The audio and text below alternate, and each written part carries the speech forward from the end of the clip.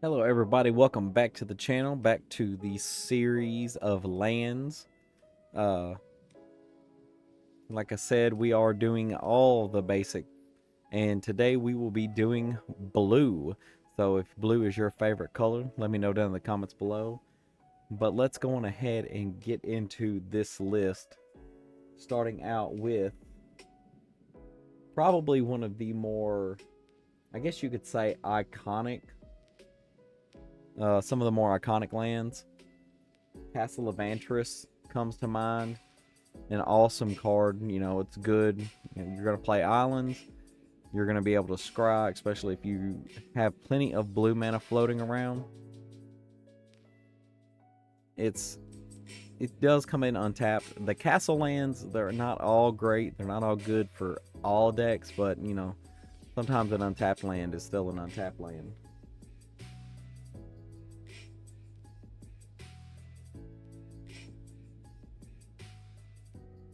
Anyways, moving on to our next is Manamo, School at Water's Edge. So it's a legendary land that taps for a blue, comes in untapped, but it can also tap a blue to untap target legendary permanent.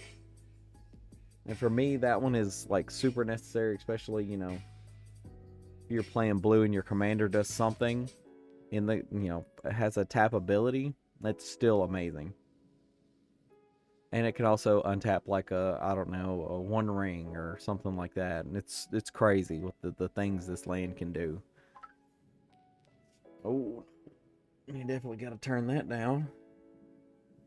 Moving on, we have the newly reprinted Cephalid Coliseum.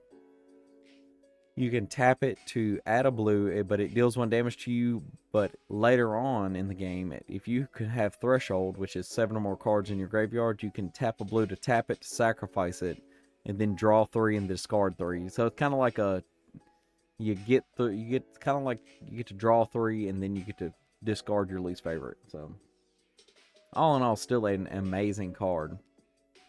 Otawara Soaring City. Oh, this is a beautiful card and amazing ability because it can tap for a blue, and then you can channel it for 3 and a blue to return target artifact, creature, enchantment, or planeswalker to its owner's hand. Just channel it. Just throw it away. And I mean, really, the only thing that stops it is like a stifle effect or anything that, you know, goes above it, because this is an activated ability. It doesn't use, there's a lot of work, there's a lot of ways to get around a channel, but there are some things you just cannot beat if you channel this to bounce something, and it's amazing. So most of the time you see this, if it's played as a land, man, they really messed up if they didn't have a blue land. Moving on, we have a land from the Doctor Who Secret Lair special set, whatever's. Trenzalore Clock Tower. And this just reminds me exactly of the blue clock tower from, I think it was Eldraine. Throne of Eldraine. Yep, the original Throne of Eldraine. Because you can tap to add a blue, just like the clock would. But this one in particular, you can put a time counter on it for every time you tap it for a blue. And then later on, you can tap 1 in a blue, tap it, remove 12 time counters on it, and exile it. Shuffle your graveyard and hand into your library, then draw 7 cards. But the only downside is you have to have a Time Lord. So, I mean, if you just so happen to have a Changeling or something, or a Time Lord in the command zone, this is amazing. It's just a way to reevaluate your hand, your graveyard, and draw 7. Which kind of makes me feel like I need to build a deck where I can utilize this at all times. Moving on to the more budget inclusions. Lonely Sandbar. And if you guys actually do play like these budget inclusions and you're more stronger, more tuned decks, let me know. I'm interested to see, you know, where everybody's opinions are when it comes to some of these lands that I have in these lists. Lonely Sandbar, though, enters tapped, taps for a blue, and you cycle it for a blue among the one of the greater, better cycling lands that we have. You know, with the we do have the cycle of, you know, the two colorless and the one and one of the colors of the land. But you know, sometimes you just don't always have that land. Sometimes you just have, you know, one of that color.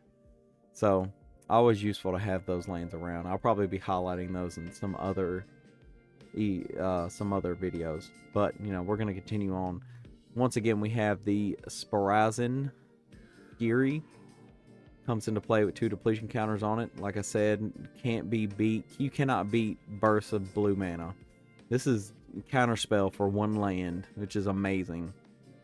And yeah, you may have to sacrifice it after you use it that one time, but you know, you have 2 chances to use it. If you accelerate your mana just right, you'll be ahead of the rest of the table.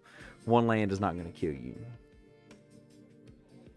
And next we have the Sparazen Cove, which is the storage land for blue, which, you know, as it states, you know, put a storage counter on it, tap it, remove any number of storage counters on it, add a blue to your mana pool for each storage counter removed this way. Plain, simple, straight to the point.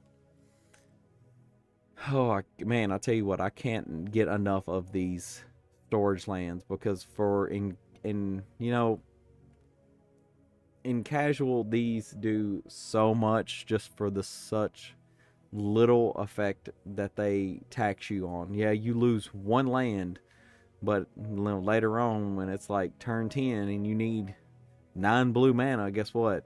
There it is waiting on you.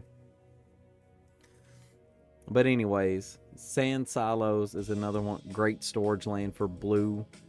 Like it said, you may choose to untap it. If you do, you put a counter on it instead. But then you can tap it to remove any number of storage counters on it and add a blue mana equal to X to your mana pool. Still a great storage land. Sylvanite, I have no idea how to say that word. Temple. A bunch of these words from older sets and older cards I have a lot of trouble pronouncing. Kind of makes me wish I played during them.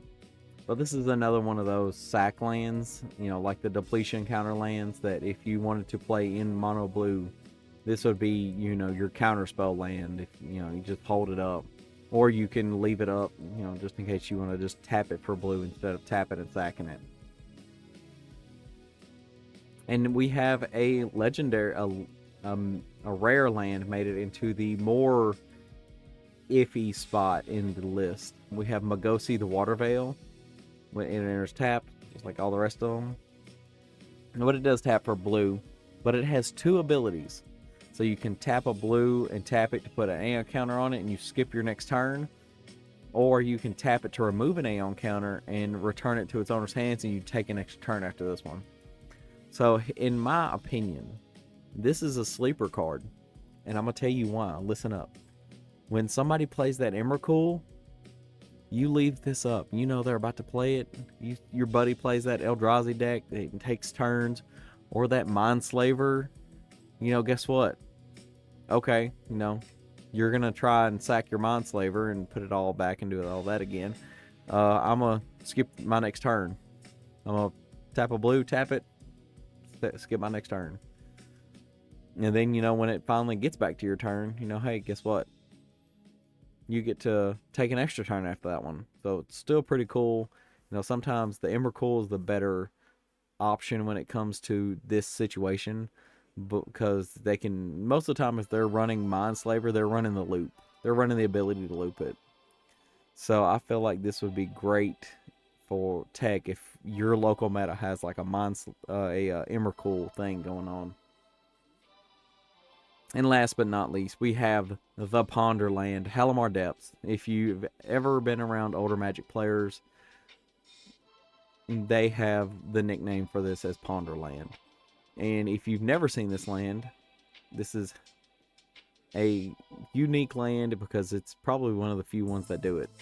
When it enters, look at the top 3 cards of your library, put them back in any order. So it's kind of like a scry. it is scry. But you can move them around instead of, okay, they go to the top or the bottom. Good friend of mine, Brian Canada from Cure for the Common Game. Look him up if you don't know. He's on deck. He just released deck number 1001, and it is nasty. It's a great green deck. This is blue. But he has always, every time he plays in Halimar Depths, you hear Ponderland. So it's, just seeing this brings up memories. But that is going to be it for today. If there was a land that you think should have been on this list, let me know down in the comments below. I like doing these. These are bringing up cards that some people may or may not have seen. Throwing in ideas for people to throw in decks. It's always good. I feel good bringing up shining some light on some of these old dirt cards, and some of them are actually super dirt cheap. So. But yeah, let me know what you guys think. Let me know if there are some lands that you would have added to the list. And I want to say I appreciate everybody that likes, comments, shares, and just shows the videos to your friends and all that good stuff. But that is going to be it, and I will see you guys next time in the graveyard.